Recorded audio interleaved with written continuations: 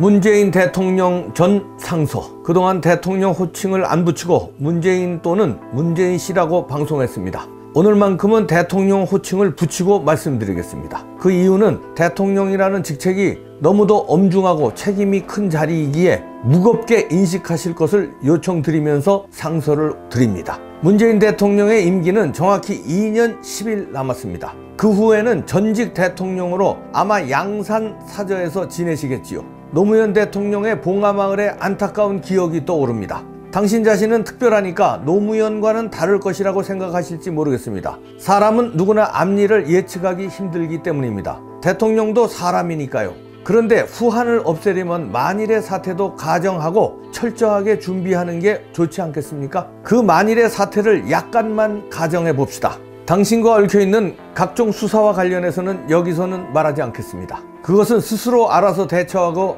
해결하십시오. 저는 오늘 사전투표 부정 의혹에 관해서만 말씀드리겠습니다. 과거 선거에서도 전자개표기 문제 등 사전투표에 관해 의혹이 많았고 선관위의 고발도 여러 차례 있었습니다. 그러나 불행하게도 사전투표 시스템이 완벽하게 고쳐지지 않은 상태로 이번 4.15 선거를 강행했고 그 결과 수많은 의혹이 넘치고 있습니다. 이러한 현실을 인지는 하셨겠지요. 만약 인식조차 못하시고 장막에 쌓여 있으시다면 저는 오늘 헛된 상소를 올리게 되는 것이고요. 인식하고 있다는 전제 아래 말씀드립니다. 제 개인적으로는 이번 사전선거는 조작되었다는 쪽에 강한 의혹을 가지고 있습니다. 그래서 외람되게 말씀드리면 요 며칠이 대통령으로서 아주 중요한 역사적 분기점이 될 것이라고 사료됩니다. 우선 대통령에게 최악의 상황을 가정한다면 중앙선관위 서버 및 개수기 등 투표 관련 각종 증거 보존 신청이 받아들여져서 추후 확인 작업을 통해 부정선거가 드러났을 경우 아찔한 상황이 됩니다.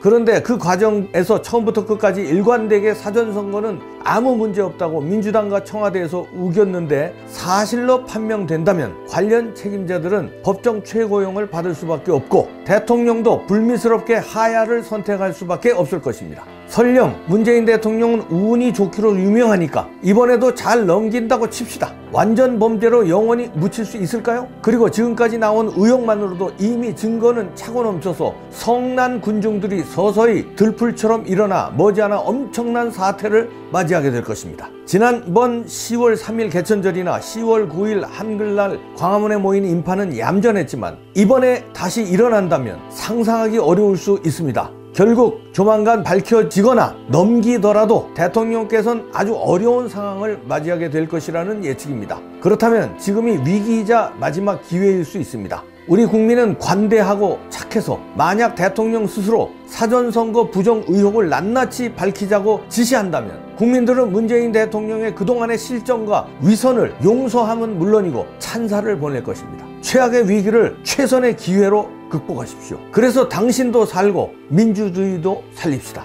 물론 관련자들은 처벌받아야 되겠죠. 그래야 법치도 살리는 길이니까요. 다만 대통령이 먼저 나서서 밝히자고 했으니 어느 정도 선처해도 국민들은 양해해 줄 것입니다. 법정 최고형은 면하겠죠. 몇 년 감옥살이 한 다음에 사면도 받을 수 있고요. 그러나 마지막 찬스를 놓치면 주모자들은 법정 최고형을 받고 대통령 당신은 하야를 선택해야 할 것입니다. 국민의 한 사람으로 감히 요청드립니다. 마지막 찬스를 잡고 당신도 살고 민주주의도 살립시다. 이봉규가 드리는 대통령 전 상서였습니다. 마치겠습니다.